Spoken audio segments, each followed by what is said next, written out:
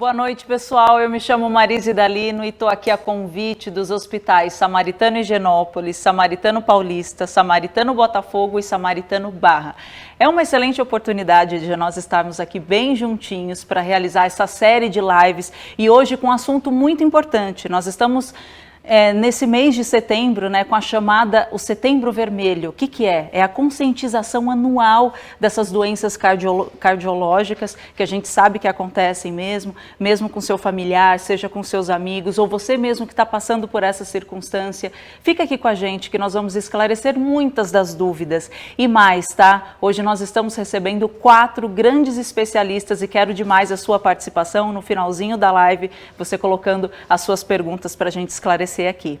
Quero lembrar você que está assistindo, curtindo aqui a nossa live, que nós estamos cuidando muito, sim, de todos os cuidados de verdade em relação a todo mundo estar usando as máscaras, com as mãos higienizadas, os equipamentos devidamente higienizados também, o distanciamento correto, todas as recomendações de segurança, que a gente tem pelas recomendações da Organização Mundial de Saúde. E eu não estou usando máscara, mas estou com o distanciamento correto, tá bom? Então, eu vou apresentar para vocês esses 4 grandes especialistas que estão aqui conosco e quero muito a sua participação, tá? Para a gente esclarecer de fato todas as dúvidas. Primeiramente, o doutor Alexandre Galvão, vou explicar para vocês o currículo dele, cardiologista do Serviço de Insuficiência Cardíaca do Hospital Samaritano em São Paulo. Muito boa noite, muito obrigada por você estar aqui.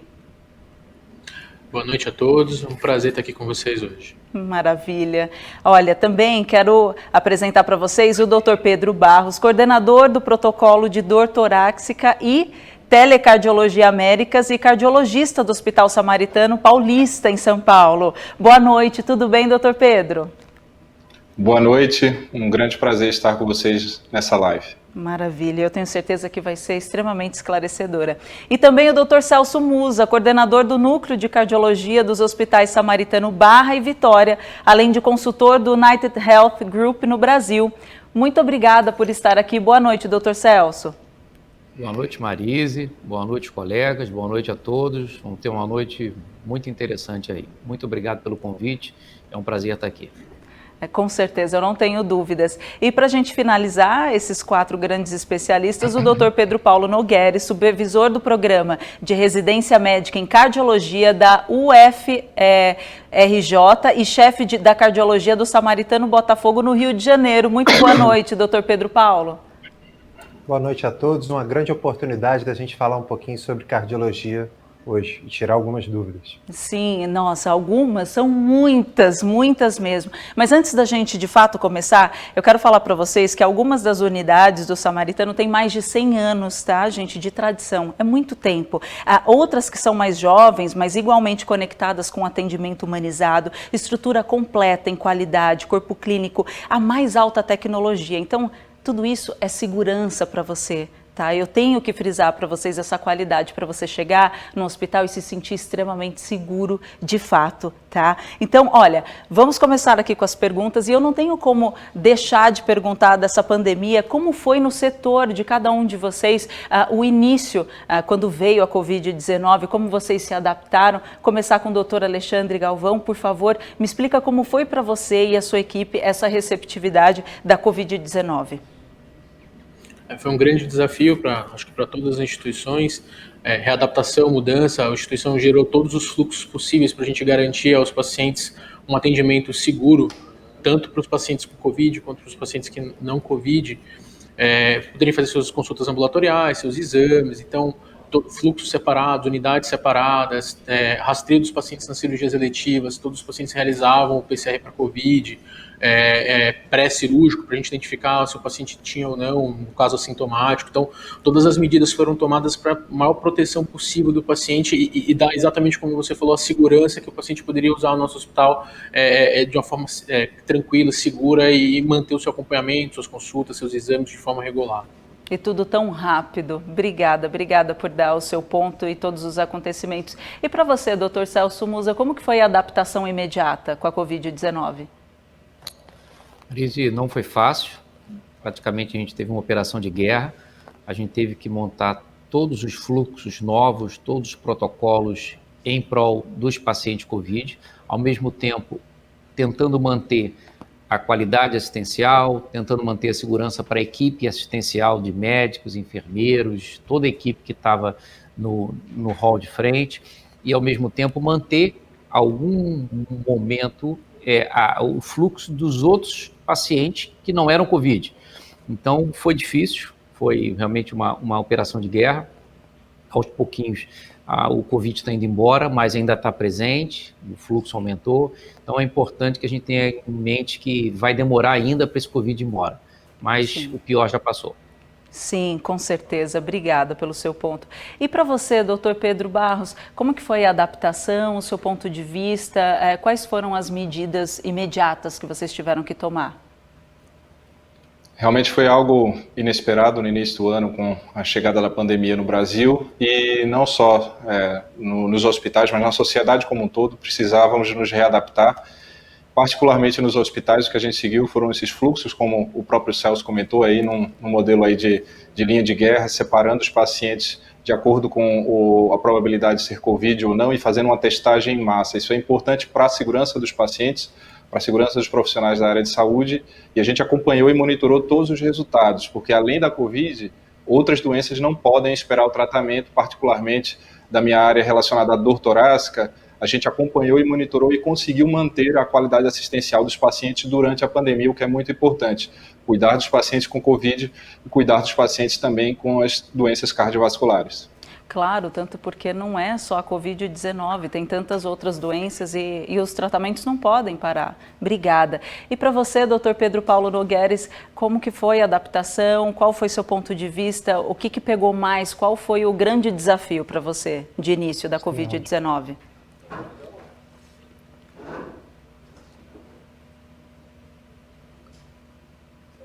E agora você consegue me ouvir? Boa noite, Marise. Oi, boa noite. Para nós foi realmente bastante desafiador, e no hospital nós criamos fluxos absolutamente diferentes para os pacientes com Covid-19 e para os pacientes não Covid-19.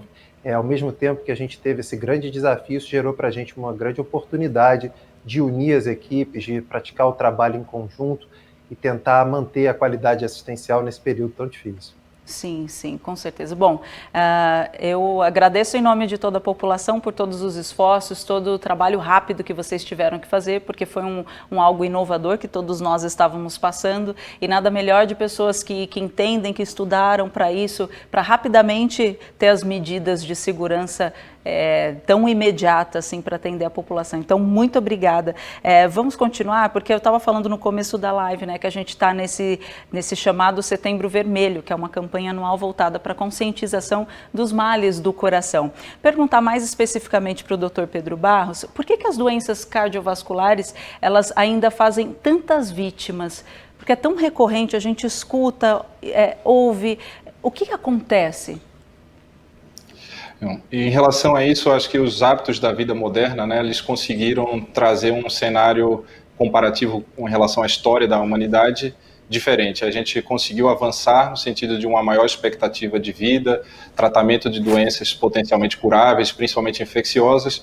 Por outro lado, o envelhecimento e o acréscimo de alguns hábitos de vida que foram relacionados a essa fase que a gente tem do ponto de vista histórico, levam a um consumo de uma dieta inadequado, maior sedentarismo, e esses fatores, de uma forma associados, relacionados ao estilo de vida moderno, associado ao estresse que a gente tem, a sobrecarga em relação ao trabalho, isso são fatores que, de uma forma conjunta, têm uma relação direta com a doença cardiovascular. Então, mesmo tendo ciência de tudo isso, os nossos hábitos ainda não são adequados para trazer uma maior proteção, especialmente numa fase mais avançada da vida. Daí a necessidade também de ter um monitoramento, um acompanhamento médico para identificar e abordar precocemente esses fatores.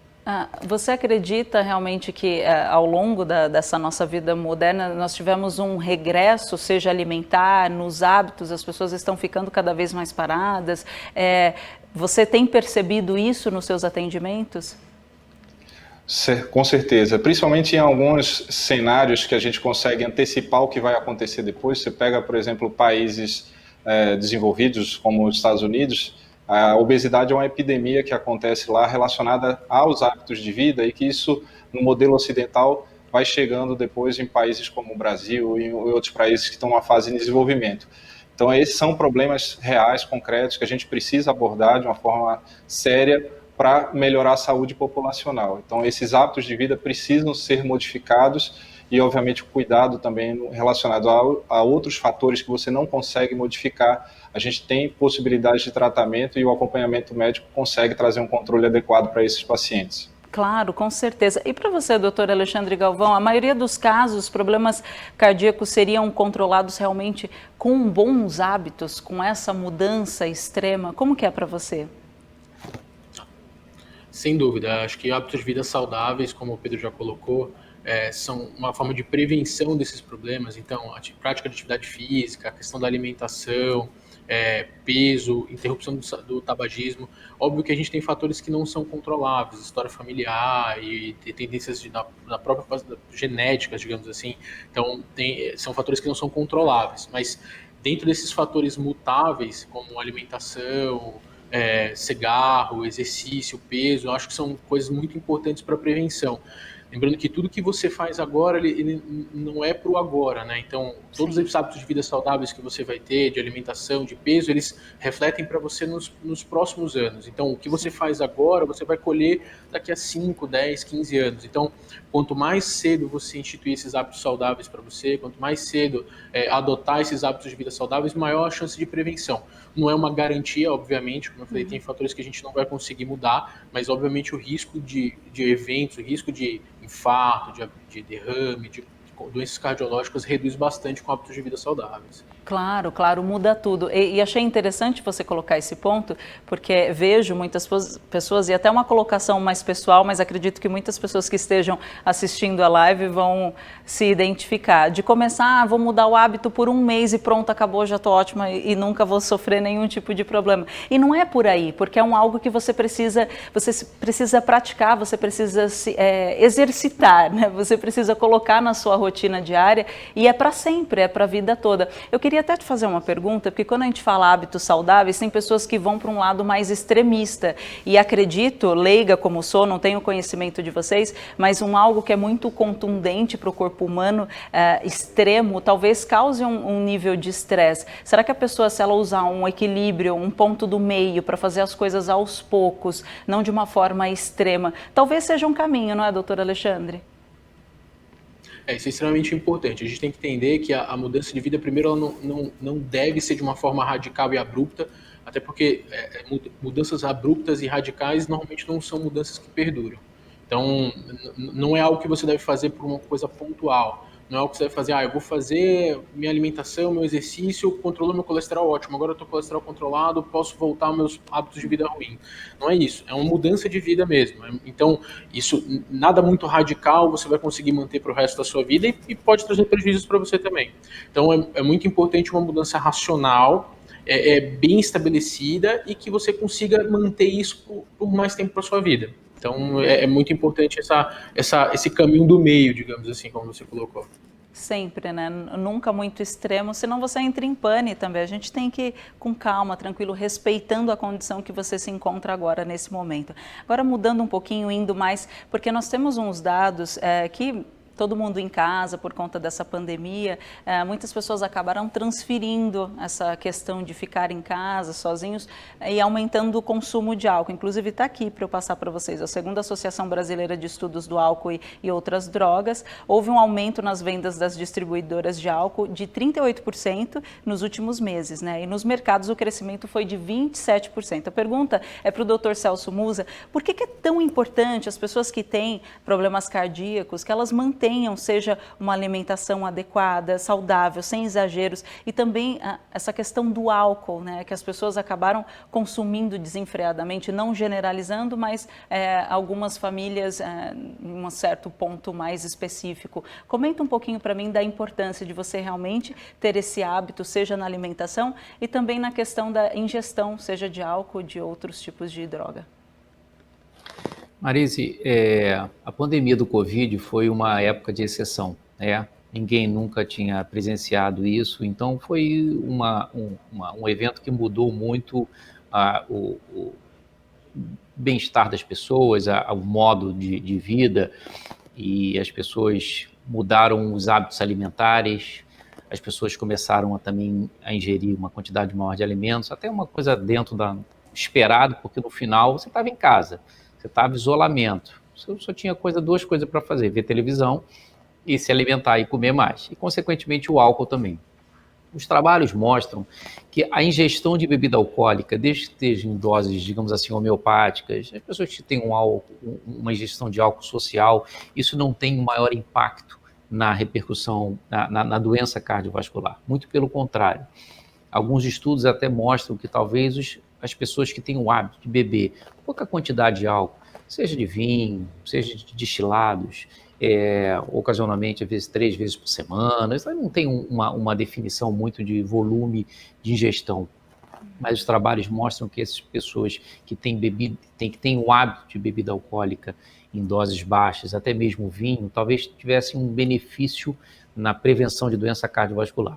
Mas o que a gente viu na pandemia foi um excesso, tanto na ingestão de alimentos calóricos, que todo mundo resolveu virar gourmet, que abria o Google e fazia pratos mirabolantes, todo mundo comeu mais e todo mundo engordou mais, e o álcool também. Então, a ingestão de bebida alcoólica é algo preocupante, porque as pessoas também mudaram um pouco o status emocional, o psique das pessoas mudou, é impressionante a quantidade de pessoas os distúrbios de ansiedade, o estresse, a depressão aumentou muito nessa época de pandemia, e, consequentemente, o alcoolismo vai pelo mesmo caminho. Então, realmente, é preocupante, a gente tem que ter esse controle, porque a ingestão de bebida alcoólica, um pouco além daquilo que a gente considera, digamos assim, ideal, é deletério ao coração, gera arritmia, gera disfunção, além de distúrbios de glicose, distúrbio do colesterol, dos lipídios. Então, é deletério a parte cardiológica, sim. Sim, sim, com certeza. Obrigada pelos seus esclarecimentos. Agora eu vou direcionar a pergunta para o doutor Pedro Paulo. A gente estava falando dos hábitos saudáveis e logo vem na cabeça exercícios físicos, né? Tem tantas modalidades, tantas formas da gente praticar, mas por conta da pandemia a gente teve esse recesso de não poder frequentar as academias, agora que teve uma certa mudança com o distanciamento, com todo o protocolo de segurança, ótimo, as pessoas começaram aí. Mas tem outras formas de se adaptar. Você poderia sugerir algumas atividades físicas, principalmente para essas pessoas que estão passando por alguma doença cardiológica, enfim, eu sei que depende muito da avaliação do médico, nós estamos falando de uma forma bem generalizada, mas sempre antes consulte o seu médico, tá bom? Por favor, doutor Pedro Paulo. É fundamental a gente falar de exercício quando a gente fala de hábito de vida, né? A gente tem um conceito de que se eu não posso fazer exercício 3, 4 vezes na semana, para que eu vou começar? Por que eu vou fazer? Mas olha, é fundamental que qualquer tipo de atividade física, qualquer grau de atividade física, se for uma vez por semana, a gente tem trabalhos científicos mostrando que fazer exercício uma vez por semana é melhor do que 0. O ideal, que a Organização Mundial de Saúde recomenda, é que seriam 150 minutos por semana. Mas se você puder fazer qualquer tipo de exercício, é bom.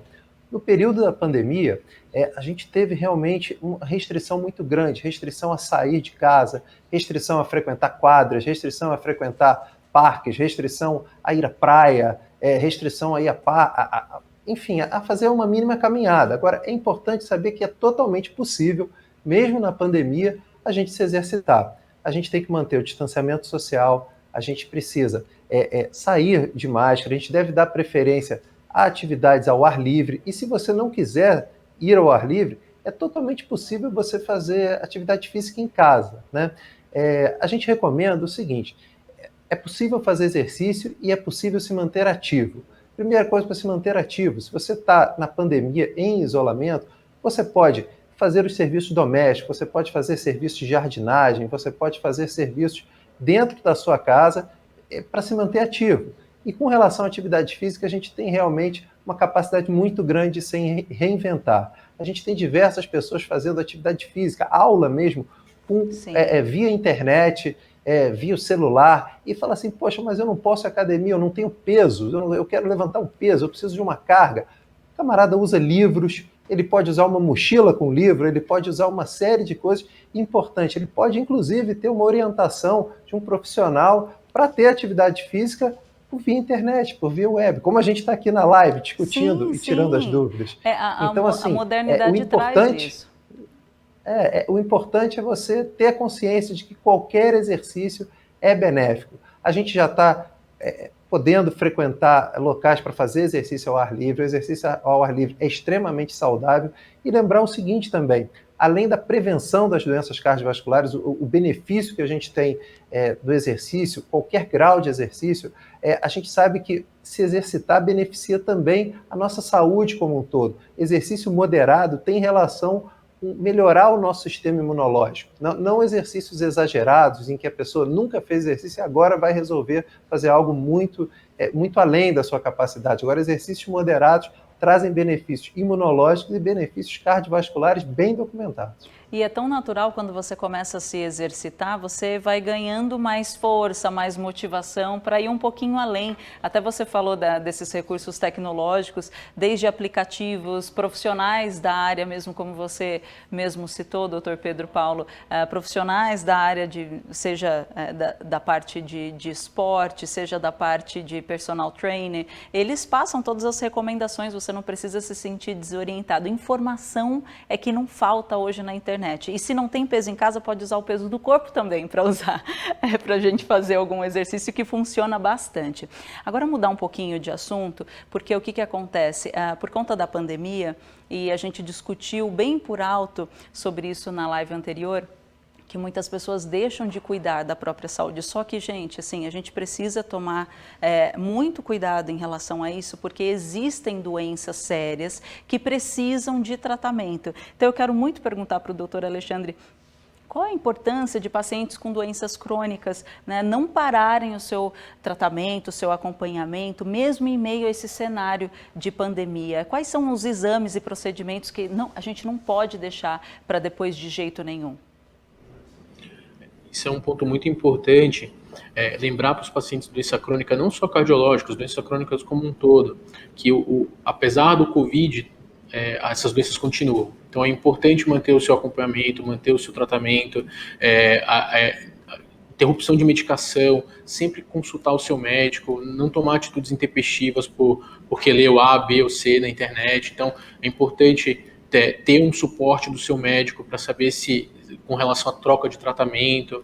É importante os exames que você tem programado, obviamente, que você puder postergar, ok, mas tem exames que você não pode postergar. Então, o paciente que tem indicação de cateterismo, que tem indicação cirúrgica, que não pode ser postergado, é importante manter esse acompanhamento, manter essa programação,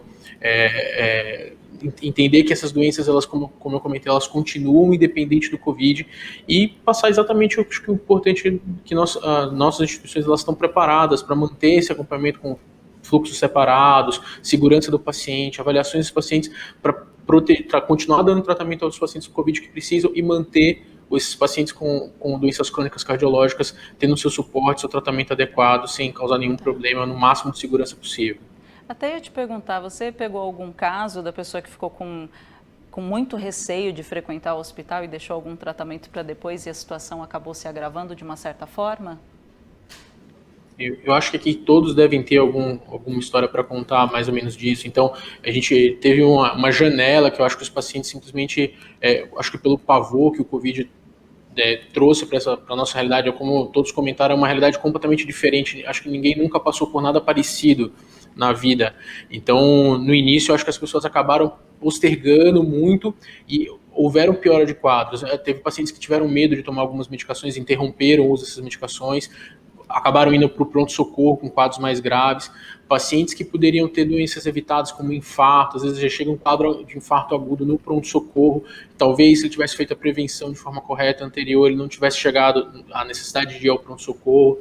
Então acho que com certeza todo mundo aqui tem uma história para contar de um paciente que poderia ter evitado um quadro mais grave se tivesse mantido, Sim. ou mantido o tratamento ou mantido o acompanhamento correto. Então, de novo, eu acho muito importante entender que o Covid existe, que o Covid, eu acho que vai perdurar ainda por algum tempo. A gente tem sinais que as coisas estão melhorando, mas acho que ainda vai ser uma realidade mantida por algum tempo para a gente, e que as doenças crônicas não devem ter o seu tratamento interrompido. O acompanhamento de rotina deve ser mantido, os exames, quando possíveis, devem ser mantidos, exatamente para evitar que esses pacientes tenham uma piora e tenham que ir ao pronto-socorro, que é exatamente o que a gente quer evitar nesse momento. Sim, não, eu até quis trazer essa questão justamente para você que tem algum parente, algum amigo que esteja segurando, passa essa orientação, sabe? De repente a pessoa não vai ter oportunidade de assistir essa live. Compartilhe o link dessa live para essa pessoa ter a informação. Não queira que as pessoas passem por uma circunstância dessa desnecessariamente. Leve a informação para essas pessoas que você tanto ama, porque nós precisamos continuar os tratamentos, sim, se você tiver alguma doença crônica. Enfim, vocês viram toda a segurança que nós vamos ter frequentando os hospitais. Agora, deixa eu fazer uma pergunta para o Dr. Celso Musa sobre alguns sintomas mais característicos quando algo não vai bem.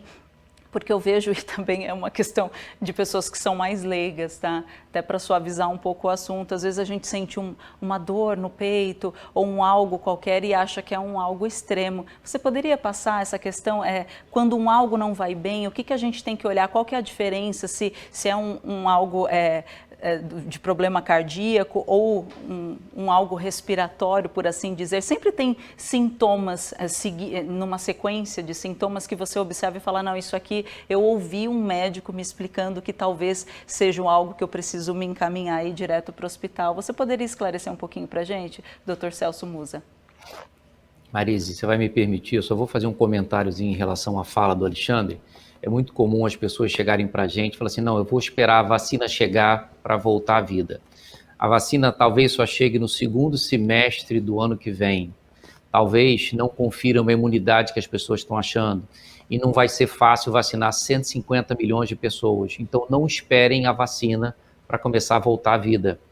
A gente tem que ter cuidado, tem que manter máscara, isolamento social, tem que ter álcool gel, mas é importante que as pessoas voltem a ter o controle das suas doenças, o acompanhamento médico, porque senão as pessoas não vão ter Covid e vão morrer em casa muito bonito sem Covid. Sim, sim. Em relação à sua pergunta, eu quero deixar bem claro o seguinte, a medicina é difícil porque cada um tem a doença da forma que gosta, que o melhor, que pode ou que foi chancelada para ter. Se todo mundo tivesse a mesma característica de dor, a gente não precisava nem ter médico. A gente ia no Google, botava o xizinho lá e dava o diagnóstico. Então é importante o seguinte, como o pessoal comentou, a doença coronariana é baseada em fatores de risco. Você conhece pessoas que vão fumar a vida inteira e não vão ter nada.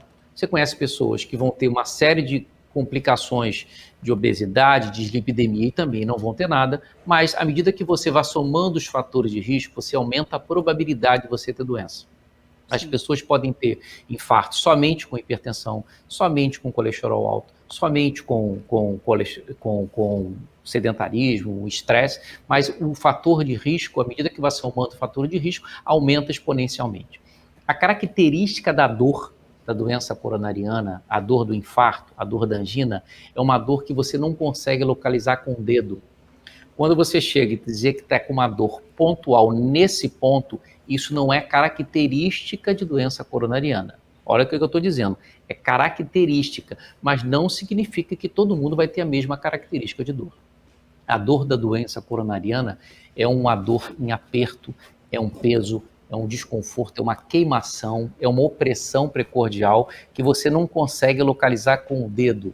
Uma dor que pode tanto irradiar para a face interna do braço esquerdo, para pescoço, para a mandíbula, e dependendo da característica, pode ser acompanhada de mal-estar geral, náuseas, às vezes vontade de vomitar, sudorese, extremidades frias, e a característica da dor é individual, volto a dizer. As pessoas que têm muitos fatores de risco têm que se preocupar, principalmente os pacientes diabéticos. O paciente diabético não costuma ter uma dor característica, e o idoso também.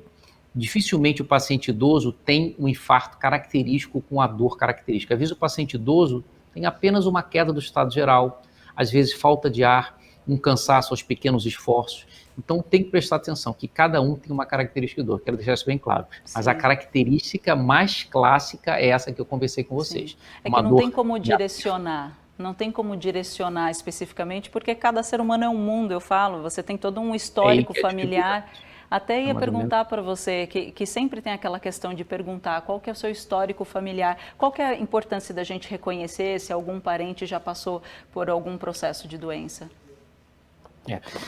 Do ponto de vista do livro científico, a gente considera a história familiar pai e mãe, que tenha tido a primeira manifestação de doença coronariana até os 50, 60 anos, dependendo do estudo, e o irmão, que possa ter tido alguma coisa também mais ou menos dentro dessa idade. As pessoas que têm história familiar de doença coronariana são as pessoas de maior risco, porque a genética é tudo.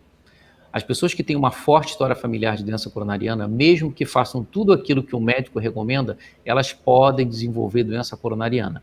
A diferença é que essa pessoa, vamos dizer, dois irmãos gêmeos, a pessoa que tem uma história familiar, que faz tudo aquilo que o médico orienta, ela vai de repente ter um quadro de angina por volta dos 60 anos, vai ser detectado, vai ser tratado e vai continuar. E essa mesma pessoa que tem uma alimentação desregrada, fuma 2 maços de cigarro, tem uma hipertensão, diabetes e não se controla, essa mesma pessoa vai ter uma morte súbita com 40 anos de idade. Quer dizer, o mesmo substrato genético, a mesma característica genética que pode predispor a doença, depende do fenótipo, que é aquilo que você faz para a sua vida. Então é importante que as pessoas que tenham história familiar positiva para a doença coronariana botem as barbas de molho e sigam as orientações, tenham uma qualidade de vida boa, porque mais cedo ou mais tarde vai acabar numa unidade coronariana. Sim, a recomendação é que não falta, é só a gente seguir e encarar essa realidade. Muito obrigada, doutor Celso Musa. Quero fazer uma pergunta para o doutor Pedro Barros. Você achou que eu tivesse esquecido você? Não esqueci, doutor Pedro Barros. Olha, é muito sério em relação ao Covid, porque assim, os estudos estão avançando e muito se está dizendo que a Covid-19 deixa sequelas no coração. É uma verdade? Que pé que se encontra esse estudo? Você poderia passar um pouquinho do ponto de vista do que você vem visto, estudado? Claro, essa afirmação é muito importante e a Covid-19 é uma doença que primariamente foi atribuída ao sistema respiratório, que de fato é a porta de entrada, de fato é o local que sofre as maiores consequências da doença, mas é uma doença que a gente chama sistêmica. Ela pode acometer o corpo como um todo. Então, os diversos órgãos do corpo podem ser afetados, inclusive o coração. E manifestações clínicas das diversas formas do coração já foram identificadas nos pacientes com Covid-19, desde manifestações relacionadas à infecção pelo vírus mesmo, num quadro inflamatório que a gente chama no coração de miocardite, né, que é uma inflamação do músculo cardíaco, até as manifestações clássicas daquelas síndromes que a gente reconhece, porque ele também tem um efeito que a gente fala de protrombótico. Protrombótico quer dizer o quê? Que é uma chance maior de formar um trombo, um coágulo. E esse coágulo, quando formado dentro de uma artéria do coração, ela entope essa artéria, ela obstrui e pode estar relacionada a um risco maior, seja de infarto, aí no caso de uma obstrução da artéria do coração, ou de uma outra consequência a depender da artéria, pensando aí no sistema vascular como um todo, cardiovascular, que inclui, por exemplo, a artéria pulmonar, que pode ter uma obstrução no que a gente chama de um tromboembolismo pulmonar. Pode ser uma formação do trombo lá na própria artéria pulmonar, ou um trombo que estava numa veia, geralmente das pernas, e que ele migrou, que é o que a gente chama de êmbolo, e foi até o pulmão e obstruiu uma artéria do pulmão num quadro de tromboembolia pulmonar. Então, de fato, a Covid-19, embora seja um quadro viral, cuja a entrada seja realmente no sistema respiratório e as manifestações principais são lá, ela representa uma doença de todos os sistemas, né? Então é uma doença sistêmica e que acomete também o coração. Claro, claro. Obrigada por trazer. Então, a gente viu que o estudo está mostrando que sim, existem sim essas sequelas e é bom a gente sempre procurar as recomendações, seguir as recomendações corretas, sempre procurar um hospital. Por favor, gente, não deixe só por uma questão de medo, receio, não façam isso com suas vidas. Bom, eu quero muito falar da importância, já que vou fazer o link dessa conexão aqui, de falar da urgência, né? Principalmente nas questões cardíacas. Vou voltar para o Dr. Celso Musa. A gente sabe que nesse momento as pessoas estão deixando de procurar os hospitais, né? Só que assim, tem situações emergentes emergenciais, como o infarto, o AVC, e a agilidade no atendimento é fundamental para a gente conseguir uma boa recuperação do paciente. Comenta um pouquinho como que foi para você essa questão da urgência, qual foi a separação, qual foi a segurança, as medidas que vocês tomaram nesse processo de urgência para quem está passando por questões cardíacas. Marise, nos nossos hospitais, a gente tem vários protocolos e processos. O Pedro Barros é o do nosso coordenador nacional de unidade de dor torácica, e todos os processos do nosso hospital são em prol de tempo. O que é o tempo? É o tempo que o paciente chega na emergência e faz um eletrocardiograma até o paciente estar dentro da unidade de hemodinâmica e ter artéria aberta através de uma angioplastia. A gente chama isso de tempo porta-balão. O tempo porta-balão preconizado dos principais serviços de medicina de atendimento de dor torácica do mundo é em torno de 90 minutos. Então, a gente sempre fala que músculo é tempo, ou tempo é músculo. Então, quanto mais rápido a pessoa procurar um serviço do hospital, esse paciente vai ser bem tratado, porque o tempo do infarto dura em torno de 6 horas. Grosseiramente falando, tá? Quer dizer, desde o início que a pessoa começa a ter dor, o músculo, ele vai, a onda da necrose, que a gente chama a onda de morte do músculo, ela vai progredindo. Então, o paciente que chega num pronto-socorro e tem a artéria rapidamente aberta, ele tem uma quantidade de músculo X que é destruído.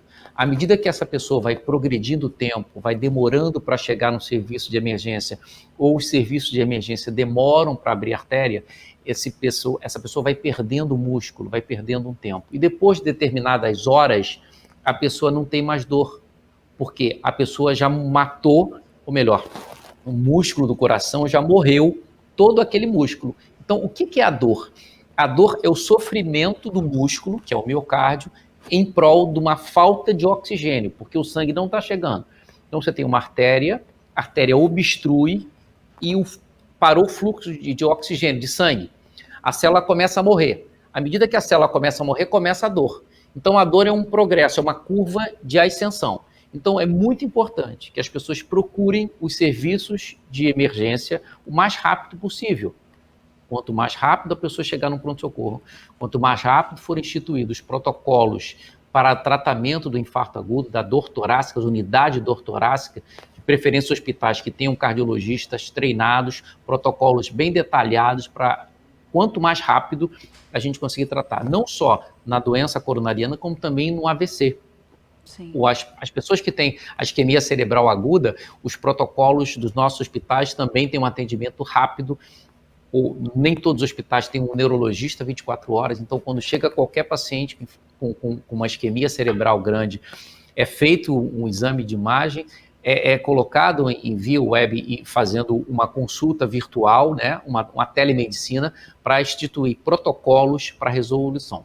Dos pacientes que não têm cateterismo, que não têm os laboratórios de hemodinâmica, existe uma medicação, que é o trombolítico, que a gente faz na veia, para também dissolver esse trombo e prevenir o tempo de infarto. Então, tempo é músculo. Quanto mais rápido a pessoa procurar o serviço do pronto-socorro, mais rápido a pessoa vai ter um resultado melhor do que o paciente que fica muitas horas infartando. Sim, é impossível de esquecer essas informações que você acabou de passar. Muito obrigada por todos os detalhes tão técnicos, né, gente, para você compreender que esse processo das 6 horas que você tinha explicado, né, a gente não tinha conhecimento e é bom passar essas informações para as pessoas. Muito obrigada, doutor Celso Musa. Deixa eu perguntar agora para o doutor Pedro Paulo Nogueres, é que assim, eu vou falar um pouquinho das cirurgias eletivas, tá? Hoje a gente tem a tecnologia, a robótica. Tem existido essa adaptação em relação a essa tecnologia, a robótica? Tem se usado? Porque eu sei que muito dessa tecnologia tem mudado e avançado muito na questão dos resultados finais, seja de um procedimento cirúrgico ou de qualquer tipo de tratamento. Você poderia comentar um pouco sobre isso, doutor Pedro? Claro, Marise. Olha, a cirurgia tem avançado e particularmente nesse período de pandemia e no pós-pandemia, a gente tem pacientes que efetivamente não podem aguardar. Paciente que tem um câncer, que tem uma neoplasia, que já estava em tratamento, ele precisa manter o tratamento, independente, como todos os colegas falaram, né, as outras doenças continuam independente da pandemia. A cirurgia robótica, a gente tem presente no nosso hospital, no Samaritano, a gente tem 4 selos de acreditação para cirurgia robótica. Fomos o primeiro hospital da América Latina a obter esses 4 selos. E a grande vantagem da cirurgia robótica é você ter uma cirurgia mais precisa, uma cirurgia mais segura e você ter um pós-operatório mais brando, um pós-operatório mais ameno e um tempo de permanência no hospital menor, né? Então, o que a gente tem feito no hospital? A gente tem aberto já o nosso mapa cirúrgico com algumas preocupações. A primeira preocupação é a gente testar para a COVID todos os pacientes que vão fazer alguma cirurgia letiva no hospital. A gente faz o teste do paciente, a gente faz o teste do acompanhante e a gente faz o teste de toda a equipe cirúrgica que vai participar daquele procedimento 72 horas antes desse procedimento eletivo. E no caso de uma cirurgia de urgência, a gente tem algumas ferramentas para fazer testagens rápidas, que em 40 minutos a gente pode obter os resultados do Covid-19 e dar mais segurança não só para os pacientes que estão submetidos, para a gente colocar o paciente certo no lugar certo, e também pensando na segurança dos profissionais de saúde que estão tratando daquele paciente, estão fazendo parte ali da equipe, né? Então, as cirurgias eletivas, com esse tempo prolongado de pandemia que a gente está tendo, elas vão ter que existir. Tem tratamentos que eles não podem realmente parar, porque isso vai influenciar na morbidade e na mortalidade desses pacientes. A gente precisa tratar para que ele não se cure e não tenha sequelas. Então, a gente tem protocolos bem rígidos, bem definidos, fluxos totalmente distintos para garantir a segurança do paciente e poder realizar as cirurgias eletivas com muita segurança. A cirurgia robótica ela é uma ferramenta de ter uma cirurgia precisa e uma cirurgia com pós-operatório com curta permanência no hospital. Isso é tão bom, né? A gente vê essa modernidade, essa ciência avançando, por assim dizer, e a gente vendo uma recuperação mais rápida, né? E um menor tempo do paciente ficando ali no hospital. Obrigada pela sua resposta. Quero falar com o doutor Alexandre, como o Samaritano Higienópolis adaptou os seus fluxos para o atendimento dos pacientes com segurança. Já que a gente está falando em tecnologia, quero muito saber, vocês usaram como auxiliador as tecnologias para isso? Então, a gente adaptou bastante os fluxos do nosso hospital, como eu comentei inicialmente. Então, a gente tem um centro médico que funciona com consultas ambulatoriais, os exames de rotina. Começa com coisas simples, como, por exemplo, na hora da confirmação da consulta, o questionamento ativo sobre os sintomas respiratórios, se o paciente tem ou já teve, ou se tem diagnóstico de COVID, exatamente para a gente colocar o período de isolamento desse paciente de forma correta, para ele não expor outras pessoas e não se expor também.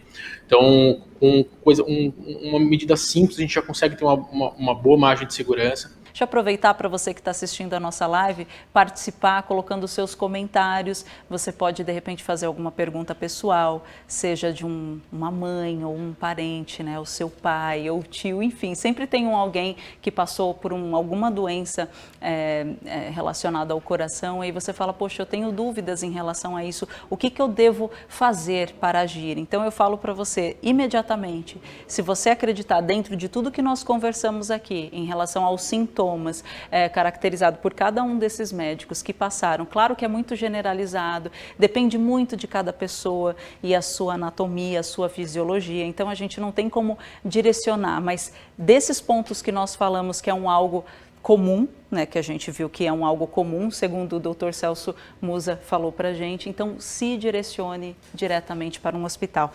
Eu queria colocar uma questão aqui para vocês, porque assim, eu sei que pode ser que pareça um pouco repetitivo, tá?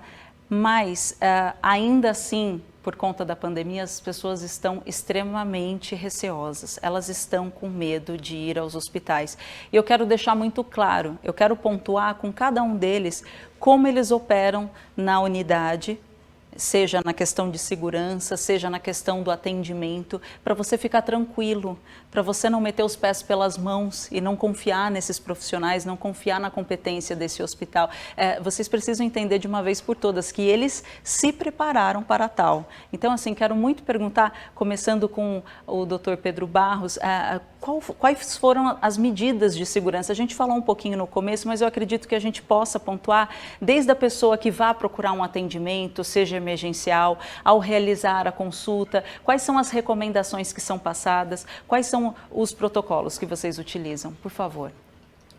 Perfeito. Em relação aos cuidados, acho que o principal deles seria justamente ver em relação aos sintomas, isso ativamente a gente já faz quando é uma consulta eletiva, identificando se esse paciente tem algum sintoma suspeito ou não.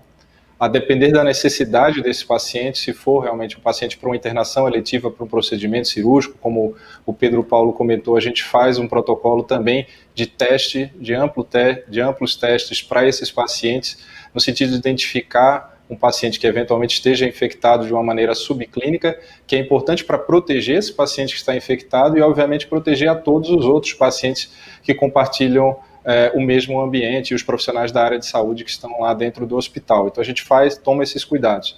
Numa situação mais emergencial, o paciente deve procurar a unidade de emergência e essas unidades já estão preparadas justamente para separar na entrada o paciente de acordo com a condição clínica dele, com a condição de risco. Na entrada também é colocada uma máscara facial em todos os pacientes e, obviamente, todos os profissionais também com a devida proteção, e isso já traz uma segurança maior para o procedimento de atendimento. Esses pacientes, quando são avaliados do ponto de vista clínico e têm uma necessidade de internação, a gente também faz uma avaliação ativa em relação à possibilidade diagnóstica de COVID, mesmo que a causa da internação não seja essa. E essa ida à emergência evita consequências que já são bem identificadas em alguns locais, por exemplo, em Nova York, a não ida a uma emergência, como bem o Celso lembrou, que tempo é músculo, muitos dos pacientes tiveram desfechos fatais dentro de casa, então postergaram a ida para a emergência. Em Nova York, por exemplo, aumentou em mais de 3 vezes o número de pacientes que tiveram parada cardíaca dentro de casa. Então, isso mostra que esse medo de ir até o hospital tem uma consequência imediata séria. Então, tem um sintoma, como o próprio Celso descreveu, um quadro suspeito, tem que imediatamente a gente estar preparado para fazer o atendimento com a maior segurança possível, mantendo os indicadores de qualidade. Os tempos em relação ao eletro, em relação à angioplastia, a gente conseguiu atingir esses tempos mesmo durante a pandemia. Tanto que, diferente do que aconteceu na Itália, os nossos pacientes com infarto não tiveram uma pior evolução, principalmente porque a gente conseguiu manter um padrão de qualidade nos hospitais samaritanos. E um outro ponto que ainda não é concreto, mas é muito previsível, aqueles pacientes que têm doenças crônicas e que não tratam, não controlam a pressão, não controlaram o colesterol, deixaram de buscar auxílio médico, mesmo por telemedicina, que nesse cenário é muito interessante ter o atendimento na telemedicina para uma melhor orientação. Esses pacientes provavelmente vão sofrer o que a gente fala de uma próxima onda. Depois da onda da pandemia, deve vir uma onda aí de doenças cardiovasculares, doenças crônicas não controladas. Então, para minimizar essa onda, ou para eventualmente até evitá-la, é fundamental que você procure o seu atendimento médico, seja numa situação de urgência ou numa situação de consulta eletiva. Estaremos preparados para atendê-lo com a maior segurança e trazer o melhor cuidado para você. Ótimo, ótimo. Obrigada pelo esclarecimento. Bom, eu falei no começo dessa live e agora há pouco também para você participar com seus comentários, perguntas, então eu vou começar aqui a fazer as perguntas, aí a gente vê qual dos especialistas vão querer responder. Bom, a Adressa Feijó, muito obrigada pela sua participação, ela está perguntando assim: em quanto tempo as sequelas no coração estão se apresentando após a pessoa ter sido tratada da Covid? Quem poderia responder essa pergunta para mim, por favor? Posso claro, responder? Por favor, doutor Pedro Até porque Barros. eu falei um pouco da parte relacionada às consequências sistêmicas, né, em relação à Covid-19, que inclui acometimento cardíaco. As consequências, normalmente, elas são consequências mais agudas, né, o que a gente identifica. E até na sua pergunta em relação à pesquisa, a gente tem um grupo de pesquisadores, na verdade, que trabalham, e eu faço parte deles, de um projeto chamado Coalizão, e no momento a gente tem um projeto chamado Coalizão 4, que inclusive o Samaritano Paulista participa, em que a gente avalia o uso, por exemplo, de anticoagulantes no sentido de prevenir essas complicações mais agudas, mas as mais agudas não necessariamente são apenas nos primeiros dias. pacientes que foram para casa, eles podem ainda estar numa situação de risco relacionada ao que causou de desarranjo pela Covid-19, incluindo o risco de trombose venosa em membros inferiores, trombose, inclusive, que pode evoluir com embolia pulmonar. Então, esse período de maior risco é a fase aguda, tende a permanecer, ainda que reduzido, numa fase aí, vamos dizer, subaguda, de algumas semanas após a infecção aguda.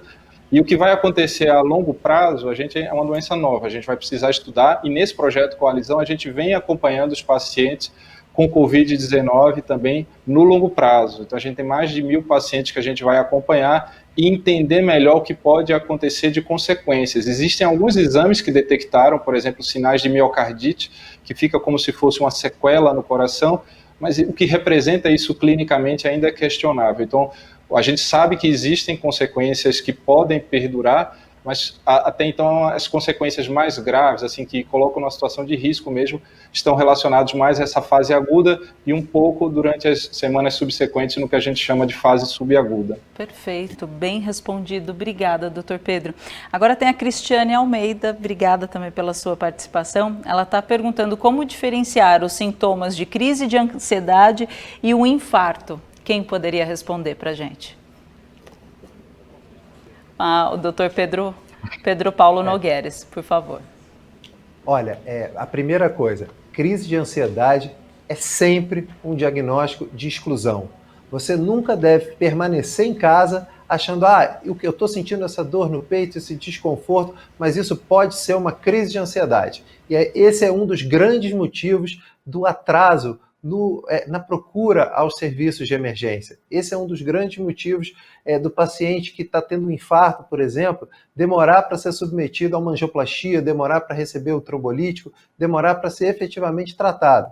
Então, na dúvida, vá ao hospital, né? E como o Celso falou, a gente tem alguns sintomas que são mais característicos. Se essa crise de ansiedade for associada a qualquer tipo de dor no peito, mesmo que você tenha dúvida, mesmo que você chegue no hospital e o médico fale para você, olha, isso não deve ser infarto, mas vá ao hospital. Então não se preocupe em diferenciar. A dor típica do infarto é uma dor em aperto, é uma dor precordial, é uma dor que pode irradiar, como o Celso falou, para o braço esquerdo, para a mandíbula, mas você não deve confiar que isso é uma crise de ansiedade nunca. O ideal é procurar atendimento médico. Maravilha, muito obrigada a vocês 4 por toda a informação. Aliás, quero agradecer por vocês terem escolhido a medicina, porque ajuda tanto a gente. Eu estou falando de uma forma tão impessoal, eu quero agradecer de verdade, porque eu sei que não é uma profissão fácil, você tem que se dedicar, você tem que estudar, você tem que principalmente amar, porque tem que ter amor pela sua profissão, sim, e vocês só mostraram competência e excelência. Muito obrigada e espero revê-los em breve, viu? E quero agradecer também todas as pessoas que estão aí na live. Muito obrigada pela sua participação e a gente se encontra numa próxima. Muito obrigada e obrigada também ao Hospital Samaritano. Até uma próxima.